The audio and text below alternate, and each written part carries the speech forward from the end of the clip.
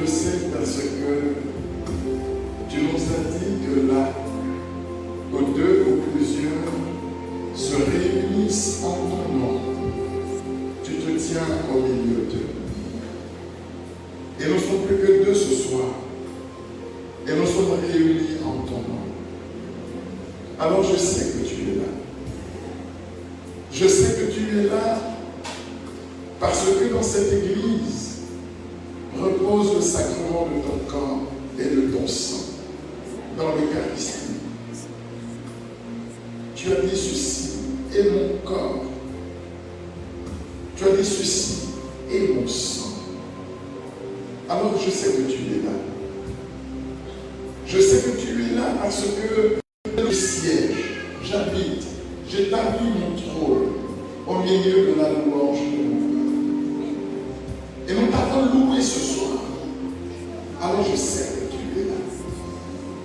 Je sais que tu es là parce que tu es dans ta parole. Et ta parole sera proclamée ce soir. Elle va ouvrir notre intelligence au mystère de ta présence. Alors je sais que tu es là. Je sais que tu es là partout où ta parole est proclamée, soit par le chant, soit par la prédication. Je sais que tu es là. Je sais que tu es là par mon Saint-Esprit. Parce que mon esprit a été invoqué ici. Et là où l'esprit, là est ta présence. Enfin, je sais que tu es là. Parce que Marie, notre mère, est ici. Et ce soir, nous voulons aller à son école pour nous ouvrir à la profondeur de ton message. Connaissant notre mère, elle nous amènera à toi et nous dira encore ce soir, faites tout ce qu'il vous dira.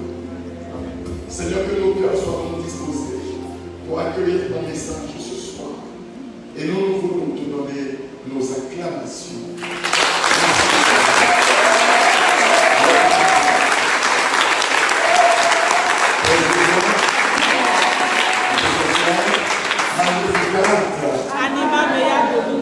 Alors j'ai vraiment, je suis animé d'une joie, vous ne m'avez pas aidé. Le fait de vous voir ce soir, ma fatigue, on dirait que c'est passé déjà. Wow. Gloire à Dieu. Amen.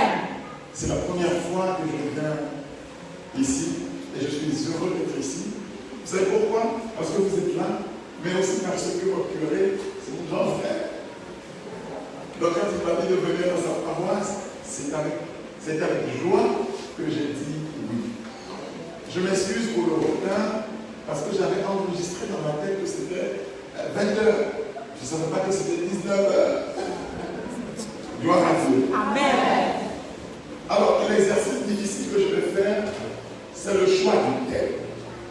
Parce qu'il m'a laissé la latitude de choisir un thème. Il m'a dit de vous parler de Marie. Oh, quand on me demande de parler de Marie, quel bonheur dans mon cœur. Alléluia. Amen. Mais il fallait choisir sous quel angle je devais aborder pour nous ce soir la question mariale. Et la première chose qui est venue dans mon esprit, je ne sais pas si c'est le beau terme, mais c'est ce qui est venu dans mon esprit, c'est Isaïe 7, 14. Marie, une femme exceptionnelle. Une femme unique en son genre. La femme dont Élisabeth a parlé en disant, tu es bénie entre toutes les femmes. Alors je voudrais ce soir nous montrer pourquoi Élisabeth, remplie de l'esprit, prophétise en disant que une femme comme toi, il n'en a pas eu avant toi, il n'y en a pas pendant que tu es là, et il n'y en aura pas après toi. Tu es béni entre tout ce qui s'appelle femme. Tu es le modèle par excellence de la femme. Dites-leur, elle ne peut pas être une personne quelconque. C'est c'est écrit ou mais c'est pas écrit? C'est écrit. Ce que je viens de dire là, c'est dans la Bible ou c'est pas dans la Bible? Ça y est dans la Bible. Alors, non, que Marie est une femme comme les autres. On peut faire ça. Marie, femme bénie entre toutes les femmes. C'est le thème de l'enseignement de ce soir. Et pour construire cet enseignement, je commence par Isaïe 7, le verset 14. Si vous êtes là, faites comme ça. Là, je sais que vous me suivez. Touche le voisin de lui, assieds-toi bien. Il y a quelque chose d'important pour toi ce soir. Vous êtes là? Isaïe 7, verset 14. Nous sommes entre 750 et 720 ans avant Jésus-Christ. Personne n'avait encore entendu parler du Fils de Dieu. Voici que une parole est adressée à la maison de quelqu'un, Akaz. Et Dieu lui dit, Isaïe 7, le verset 14. Eh bien,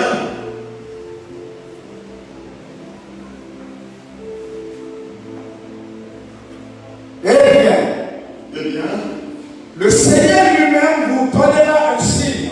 Dieu a dit à Akaz, pendant que Israël est menacé, je le dis à quelqu'un qui est menacé, quelqu'un dont l'avenir est menacé, quelqu'un qui n'aura pas clair dans sa vie et dans son avenir, quelqu'un qui se sent combattu en lui-même, que ce soir, il a une réponse pour toi. Dieu dit à Akaz, moi ton Seigneur, je suis avec toi, demande-moi quelque chose, demande un signe avec Dieu. Et Akaz répond à Dieu, c'est Isaïe 7, le verset 13, je ne demanderai pas de signe à Dieu pour le mettre à l'épreuve. Je ne veux pas que le Seigneur me dise, comme si je ne savais pas que tu étais avec moi. Alors Dieu dit, eh bien, par la voix du prophète Isaïe, le Seigneur lui-même, qu'est-ce qu'il a dit? Le Seigneur, qu'est-ce qu'il a dit? Le Seigneur lui-même. Est-ce qu'il a dit un autre? Le Seigneur lui-même? Le Seigneur lui-même vous donnera un signe. Le Seigneur lui-même vous donnera un signe. Je vous ai dit qu'on était 750 ans avant Jésus. Donc, le Seigneur ici ne désigne pas le Fils de Dieu. Le Seigneur ici désigne qui? Dieu lui-même. Oh oh. Vous êtes là? On est là. Dieu dit, moi ton Dieu, je te donne un signe. Le signe qui sera la garantie que je suis avec toi. Eh bien, le Seigneur lui-même vous donnera un signe. Donc ce que tu vas entendre maintenant ne vient pas du Père Raoul, ne vient pas de ton curé le Père Olivier, ne vient pas de la demande d'un être humain. C'est Dieu lui-même, libre de toute pensée humaine, de toute contrainte humaine, de toute demande humaine. Dieu dit, voici le signe qui est le reflet de moi-même, ton Dieu. Dieu on l'a dit. Quand Dieu lui-même donne un signe aux hommes, sans que les hommes ne lui demandent un signe.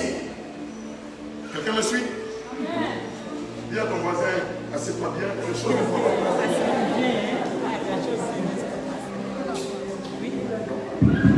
Le Seigneur lui-même vous donnera un signe. Écrivez ça.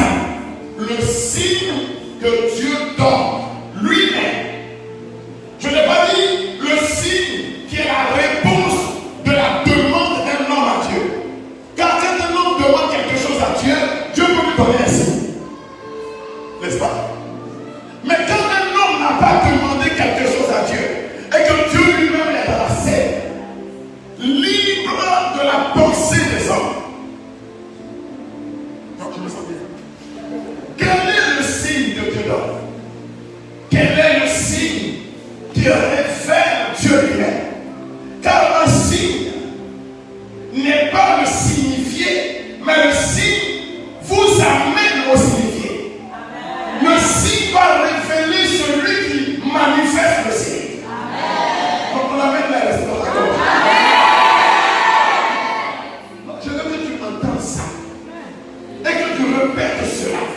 Quand vous sortirez d'ici ce soir, toute personne qui vous salue en chemin, dites-lui 7-14. Je n'ai pas entendu. Isaïe 7-14. Si vous dites Marguerite, tu viens d'où? Marguerite, tu réponds 7-14. Si commence 7-14, tu réponds 7-14. Nous marchons en 7-14. Amen.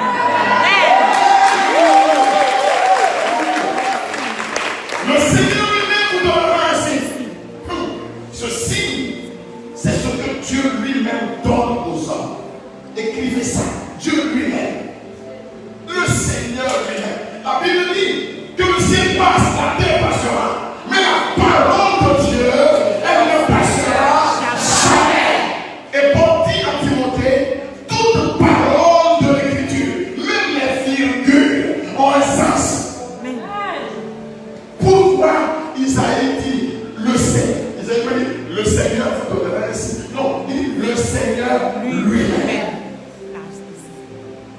Ce n'est pas une affaire de ça me plaît, ça ne me plaît pas. Nous, ça on s'en garde. Oui.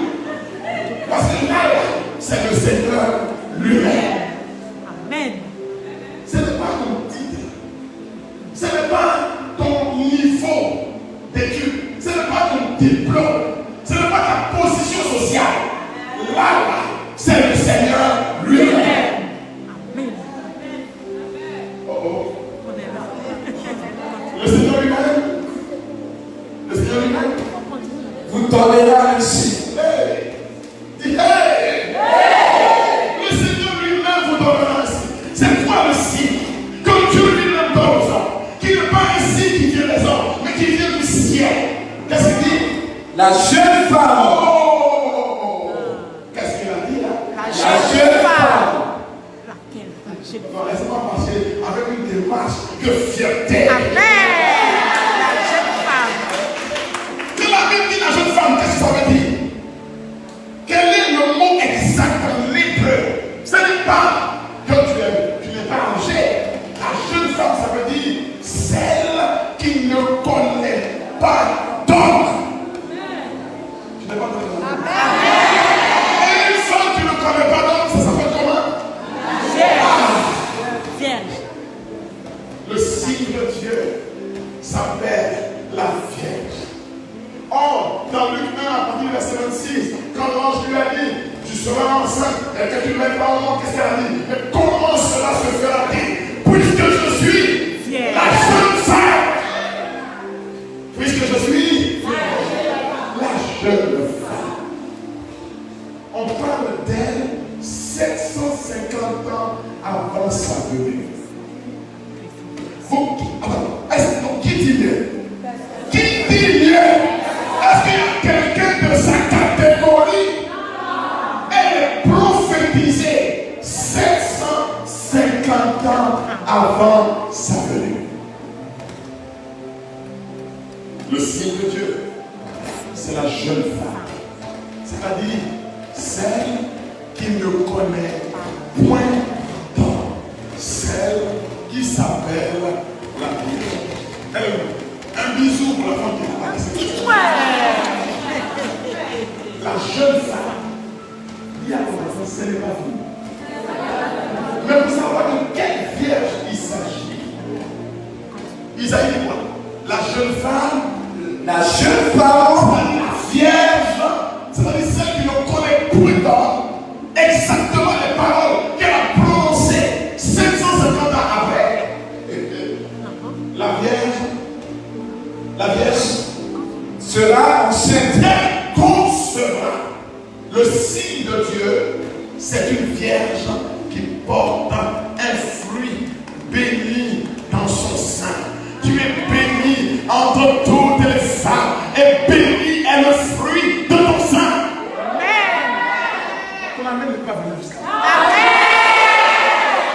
Vous voyez, moi j'ai fini l'enseignement. Alors on est rentré là, j'ai déjà fini. Allez leur dire ça. Qu'au nom, c'est une enveloppe.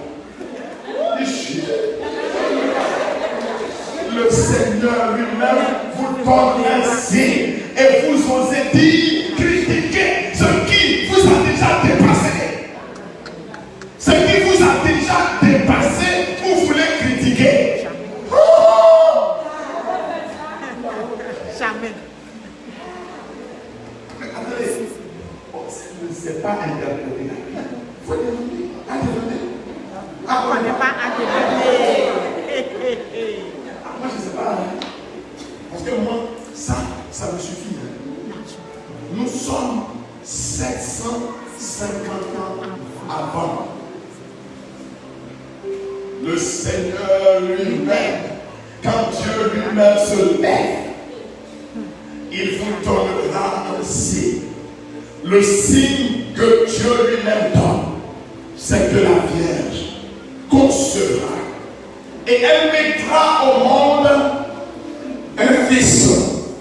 C'est qui ce fils? Écoutez ce que la Bible dit. Pour que vous sachiez de quelle vierge il s'agit.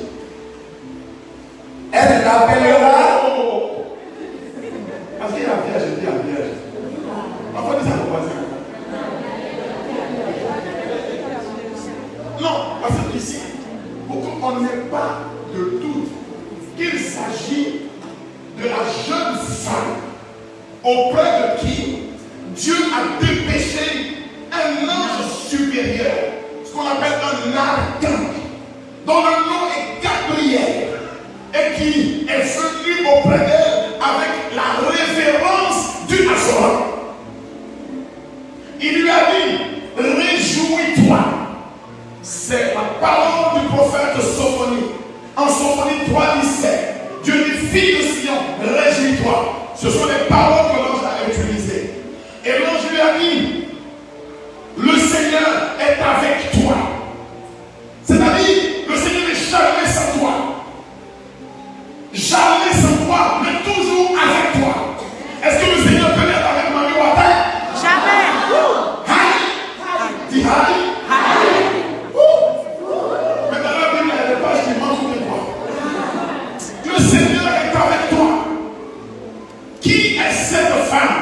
C'est la femme auprès de qui se tient Dieu lui-même. Parce qu'elle est le signe qui renvoie au signifié. Et le signifié, c'est Dieu lui-même. Quelqu'un va suivre là? Vraiment, il ne faut pas jouer avec ce avec quoi on ne joue pas. Alléluia. Parlez de qui vous voulez, y compris du Père. Mais laissez ce qui vous a déjà dépassé. Elle a dit elle-même de sa bouche, désormais, à partir de maintenant, toutes les générations,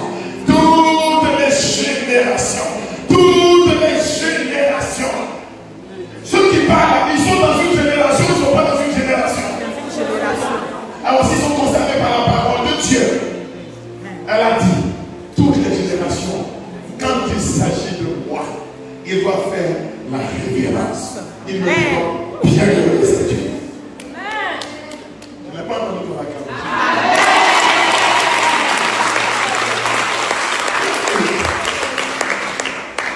Excusez-moi, on peut parler comme avec vous. C'est comment ça est. Il ne faut pas jouer avec ce qui t'a déjà dépassé. Et c'est le conseil que Dieu a donné un jour à un homme exceptionnel dont le nom est Pierre. Il lui a dit, ne déclare pas impur. Acte 10, le verset 15. Ne déclare pas impur ce que Dieu a déclaré pur. Quand Dieu lui-même s'est levé et puis dit, je te donne un signe, et il dit que le signe, c'est que la Vierge concevra et elle mettra au monde un fils.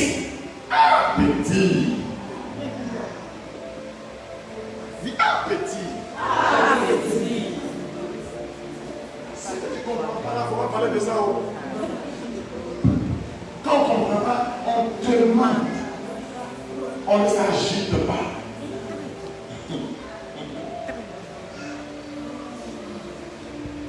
La Vierge concevra et elle mettra au monde un fils. Dis à mon frère, ça n'est pas fini. Et qu'est-ce que le Seigneur dit encore? Elle l'appellera l'Emmanuel. Et elle lui donnera un nom.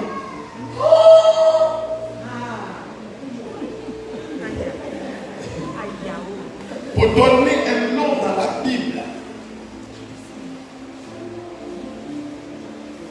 il faut avoir connu. Voilà pourquoi quand Dieu a créé toutes choses, la Bible dit que Dieu a amené tout ce qu'il a créé vers l'homme pour que l'homme lui donne un nom. Celui qui donne un nom, ça veut dire que Dieu lui a donné une dignité au moins égale à ce qu'il donne. Tout le monde ne peut pas donner un nom. Pour que tu donnes un nom à quelque chose, il faut avoir connu cette chose profondément. Bon, elle lui donne un nom. Or, Philippiens 2:6 à 11 dit, et Dieu lui a donné le nom qui est au-dessus de tout nom, afin qu'au nom puissant de Jésus, tout genou fléchisse, là-haut dans les cieux, ici-bas sur la terre, et dans les profondeurs des abîmes, et que toute langue proclame que Jésus-Christ est Seigneur, à la gloire de Dieu le Père. Le nom qui est au-dessus de tout. Nous a été révélé par cette femme. C'est le secret que Dieu lui a confié, qu'elle a révélé au monde entier.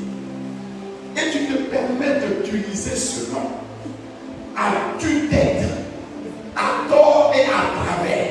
Au nom de Jésus, au nom de Jésus, il faut commencer par remercier la personne qui nous a dévoilé ce nom. Amen. Isaïe dit que c'est elle qui lui donnera ce nom. En Luc 1, à partir du verset 30, l'ange dit que c'est elle qui lui donnera ce nom.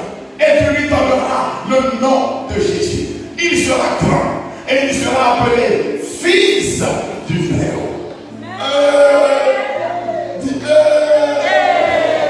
C'est écrit ou bien c'est pas écrit? Mais c'est la Bible, je cite, ou bien c'est comment? C'est la Bible. Dis à mon frère, mais c'est comment? Quel nom? Non, on est là. Mais, oh, excusez-moi, vous êtes là. Est-ce que vous êtes avec moi? On est là. Bon, jusque-là, est-ce que le Père a parlé de ses sentiments? Jamais. Je vais te donner la parole. Parce que si je commence à parler de nos sentiments, on a assis ici qu'à demain. Dis pardon. Sinon, tu vas pas rentrer. En tout cas, on va Mais venir. là, je donne la parole. Qui est cette femme? C'est celle à qui Dieu a donné le privilège de donner un nom à Dieu lui-même. Quand Moïse a dit, mais quel est ton nom? Est-ce qu'il a donné son nom à Moïse? Les gens citent Moïse. Il a dit à Moïse, mais tu es trop cacaba, tu es trop petit pour me demander mon nom. Dis-leur, je suis ta voix. Mais je suis qui? Jésus. Ce n'est pas toi qui vas révéler ce nom, mais c'est la femme là, la vierge là. C'est elle seule qui peut révéler.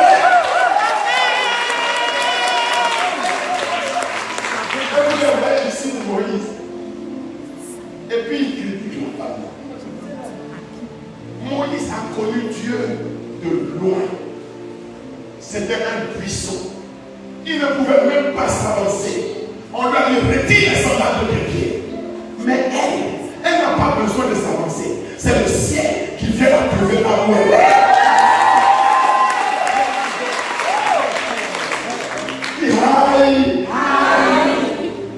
Et elle ne connaît pas Dieu de loin. Dieu lui l'Esprit Saint viendra sur toi. Tu seras couvert, vous deux, dans le secret, là où personne ne vous voit. Vous êtes en bas là-bas, c'est pas ce que vous faites là-bas. Et la puissance du Dieu très haut te prendra. C'est ce que je vais vous dire. Ce n'est pas clair comme Awa dit. Dis aïe. Est-ce que j'ai besoin de transpirer comme ça? Attendez, monsieur. Quand c'est facile, c'est facile. Quand c'est clair, c'est clair. Quand c'est ça, c'est ça. C'est ça même.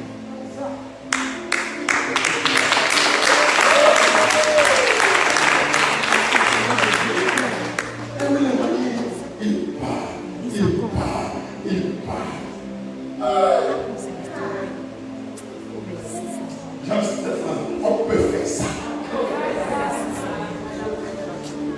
Et tu lui donneras le nom d'Emmanuel. C'est-à-dire que quand tu seras là, Dieu sera là. Parce que Emmanuel veut dire Dieu est là. Dieu avec nous. Je veux dire à quelqu'un qui m'entend ce soir, comme mon curé a voulu te laisser un message, il m'a appelé juste savoir pour me le dire. Tu n'es pas seul. À compter de maintenant, Dieu montrera qu'il est dans ta vie avec toi.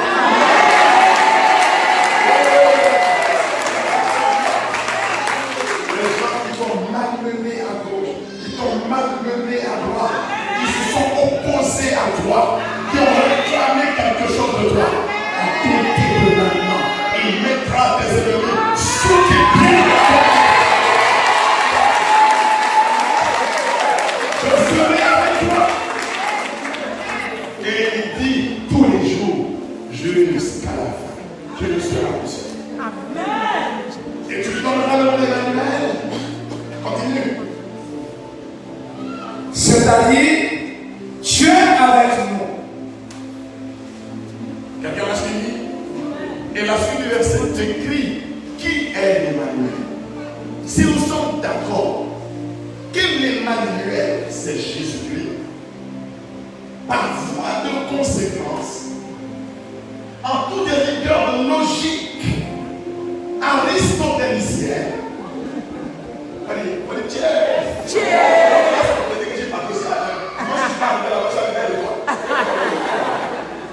en toute rigueur de logique, cette femme qui est le signe de Dieu ne peut être que la mère de mon Seigneur. Voilà pourquoi Élisabeth s'est mise en révérence en disant comment ai-je ce bonheur que la mère d'Adonai, c'est-à-dire la mère de mon Seigneur Dieu, vienne jusqu'à moi. Car voici, lorsque j'ai entendu les paroles de ta bouche, de ta salutation, quelque chose est arrivé sur moi. Et l'enfant en moi s'est mis à courir, à bondir dans les graisses, parce qu'il était inondé de la grâce. C'est dans la Bible, c'est dans la Bible. Bon, maintenant, c'est moi qui défends. Que moi, je n'arrive pas à oublier la pierre. On va se demander par là. C'est que ça t'a dépassé l'affaire. Parce que c'est le signe que Dieu lui-même donne. Maintenant, je voudrais vous dire que le signe est à la dimension de celui qui donne le signe. Si c'est le Seigneur lui-même qui donne ce signe, c'est que ce signe doit avoir la taille du Seigneur lui-même. Ce signe doit ressembler au Seigneur lui-même. Quand quelqu'un te fait un cadeau, le cadeau reflète sa personnalité.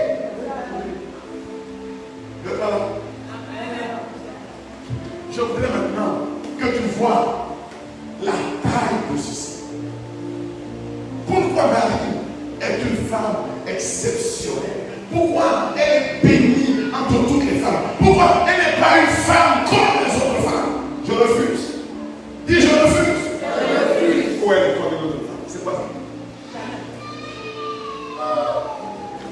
Non,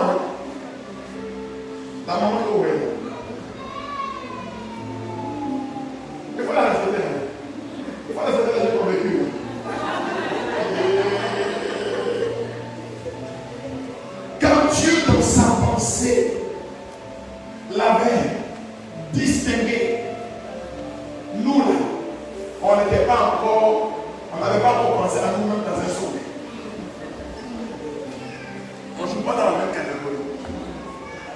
Qui veut qu'on voit maintenant la taille de ceci? Est-ce que je peux vous parler de la taille de ceci? Bon. À la fin, je vais changer de micro. Est-ce que je peux vous parler? Pourquoi je parle? Ah non, parce qu'il faut que tu m'accompagnes. Fais-moi Apocalypse 12, 1.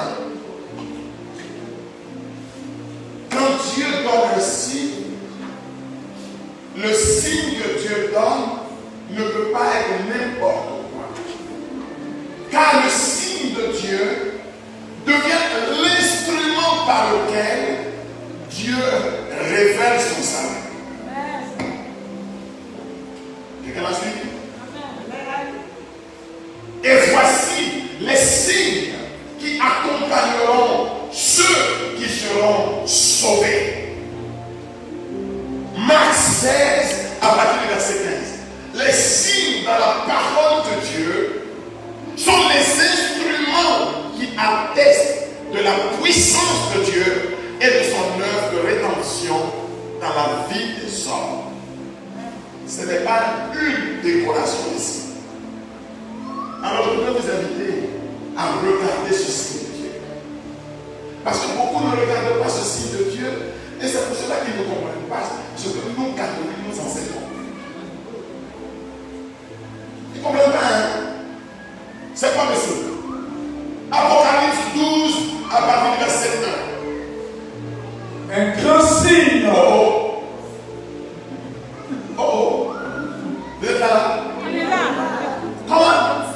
Un grand signe apparaît dans le ciel. Quand Dieu donne un signe, est-ce que ce signe peut être minuscule? Est-ce qu'il peut être petit? Est-ce qu'il peut être grand? Non, il n'est même pas grand. Ici, il y a une faute dans le texte. Ce n'est pas un grand signe. C'est un signe grandiose. Dis grandiose.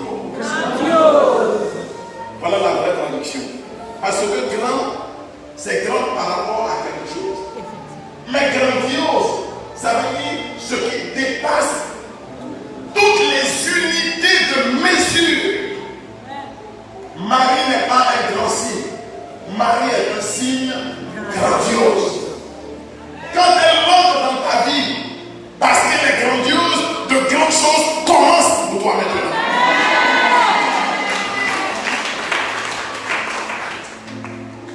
Je suis venu te dire de la prendre chez toi.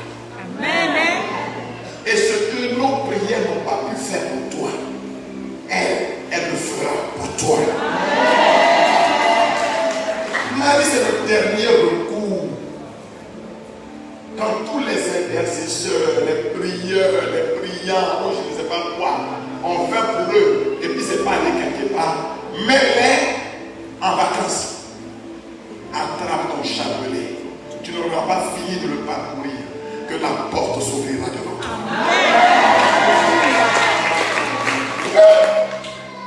Moi, c'est mon papa qui est là-haut. Quand je n'en peux plus, je suis adossé et je commence à les compter. En fait, je commence à lui dire, est-ce que tu suis pas fou? Est-ce que tu m'as entendu? Non. Un bisou, maman. Quand Dieu t'a donné, ça, ce n'est pas petit. Amen. C'est le signe grandiose. Et pour nous dire que ce signe est de nature divine, qu'il est connecté à la divinité, à Dieu lui-même, qui nous dit le ciel est mon trône et la terre un escabeau sous mes pieds. Où apparaît ce signe? Où apparaît ce signe? Un grand signe Apparaît dans le ciel. Marie, ce n'est pas une réalité pour la terre. Marie, c'est une porte pour le ciel.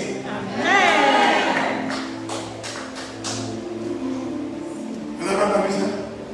Il faut porte du ciel.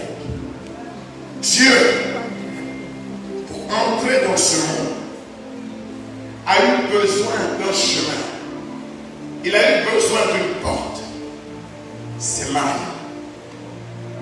Lui-même dit qu'il est le chemin pour aller au Père. Mais le chemin qui nous amène à lui, c'est Marie. Parce que derrière le village, si pour venir rencontrer les hommes, Dieu est passé par elle, les hommes pour rencontrer Dieu peuvent aussi passer par elle. Marie, c'est le carrefour où Dieu et l'homme se rencontrent. Vous êtes là? Mais c'est quelque chose que vous dites là. C'est difficile. Mais il faut leur dire ça. Quand je suis prédicateur, parce que tous mes pantalons juste ici, avec des contrats serrés. Il ne faut pas t'amuser avec la parole de Dieu. La parole de Dieu, il faut qualifier pour ouvrir.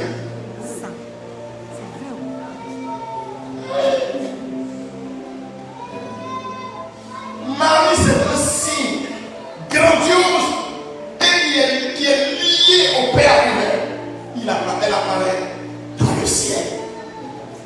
Donc, qui suit Marie ne peut pas finir sa vie sous la terre, mais il sera exalté vers le ciel. Vous avez compris ça? Si nous on la suit là, connaissez le connaît. Quand mon grand frère m'a invité l'autre fois pour me dire, là ça ne sera pas pour vous faire enseignement, je vais vous raconter mon témoignage. Parce qu'on était assis là-bas ensemble. Et puis quand j'ai vu Claire dedans là, je me suis retrouvé ici. Continue. Quel est le plan que j'ai? Parce que quand je commence à dire, 21,5. Bon, normalement, on pourrait arriver. Je vais terminer. Un signe grandiose, elle apparaît dans le ciel. C'est quoi le signe? Apocalypse nous décrit maintenant le signe. Pour que nous comprenions la puissance de ce signe, la grandeur de ce signe et la grâce qui est dans ce signe. C'est qui ce signe? Une femme. Une femme. Vous voyez, Dieu a exalté à la dimension de lui-même, l'a amené vers lui-même. Amené vers lui-même cette femme. Si vous les hommes vous ne voulez pas l'honorer, c'est votre affaire. Mais le ciel l'a déjà honoré. Les anges de Dieu l'ont déjà honoré. La cité du ciel l'a déjà honoré. Une femme, regardez comment elle est. Elle est comment? Vêtue. Elle est comment? Le soleil l'enveloppe comme un vêtement. Son vêtement s'appelle le soleil. Son vêtement, son habit s'appelle le soleil. Mais le soleil dans la Bible, c'est le nom de Dieu lui-même. Tous les prophètes ont appelé Dieu le soleil de justice qui amène la guérison dans son rayonnement. Jésus lui-même s'est fait appeler le soleil. Il dit qui me suit ne marche plus dans la nuit, mais il aura la lumière de la vie, car je suis la lumière du monde. La lumière du monde, c'est quoi? C'est le soleil. Et cette femme, elle n'apporte pas les ténèbres dans la vie des hommes. Elle n'apporte pas la poisse dans la vie des hommes. Elle n'apporte pas l'enfer dans la vie des hommes. Quand elle vient, c'est la lumière qui vient dans ta vie. C'est le soleil qui brille dans ta vie. C'est pas le problème. Quelqu'un, on dit son habit s'appelle le soleil. Vous comprenez pourquoi le diable est en train de mentir à les gens qui prétendent parler au nom de Jésus-Christ et qui repoussent sa mère. Mais il la repousse justement parce qu'elle est faite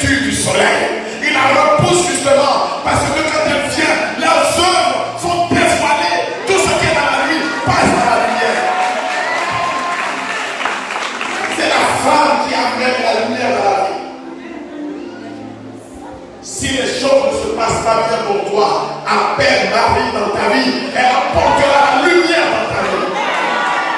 Si tu ne vois pas le chemin pour prendre une décision, si tu ne sais pas où aller, comment y aller, appelle Marie dans ta vie. Et tu trouveras la lumière sur ta route. Parce que son vêtement s'appelle le soleil.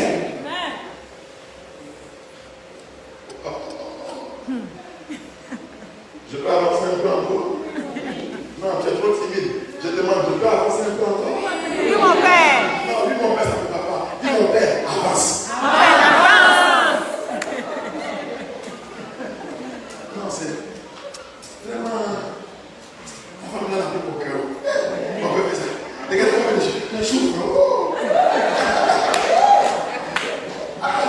Maman. Elle est merveilleuse. Très. Elle est magnifique. Très magnifique. Mais ce que je ne vous dis pas, c'est la suite. C'est pas fini. C'est pas fini, hein? Si son vêtement s'appelle le soleil, elle a quelque chose qui est plus précieux qu'un diamant. Écoutez la suite. La lune est sous ses pieds. Je n'ai pas entendu. La lune est sous ses pieds. Ça veut dire quoi? Quand je dis à quelqu'un que sous mes pieds, ça veut dire quoi?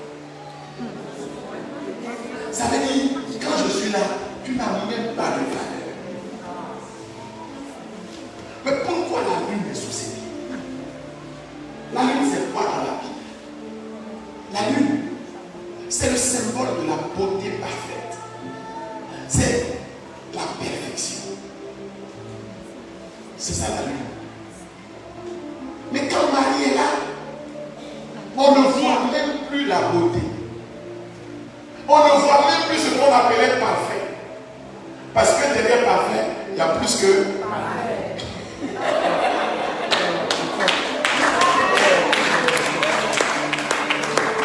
La beauté de Marie, c'est-à-dire l'extraordinaire œuvre qu'elle est,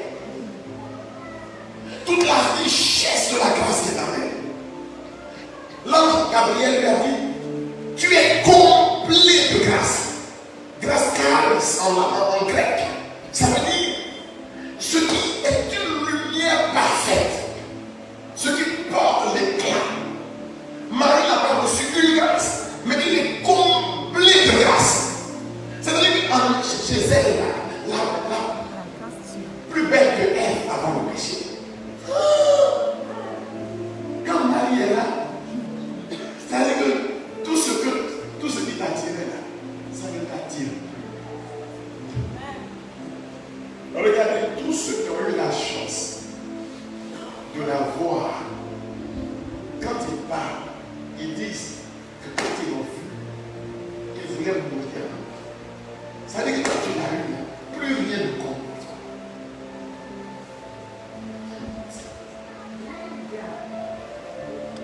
C'est parce qu'ils ne la connaissent pas. Que Dieu les aide simplement à la voir un peu. Et puis il n'y aura plus de bavardage.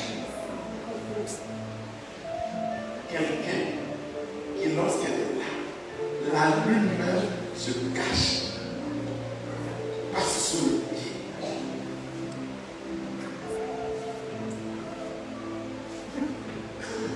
Bon, pour la suite, quand mon grand frère va m'inviter encore,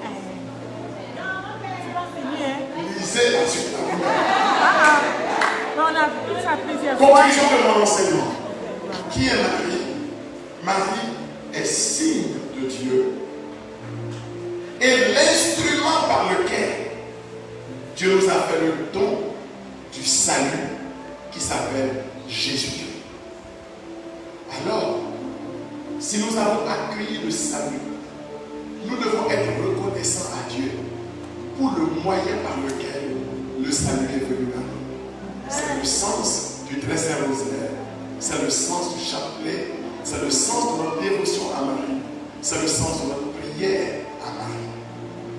Que ce soit, comme Jean, le disciple bien-aimé, chacun de vous prenne Marie dans sa maison, car femme comme elle, il n'y en a pas. Elle est bénie entre toutes les femmes, aujourd'hui, demain et pour les siècles des siècles. Amen.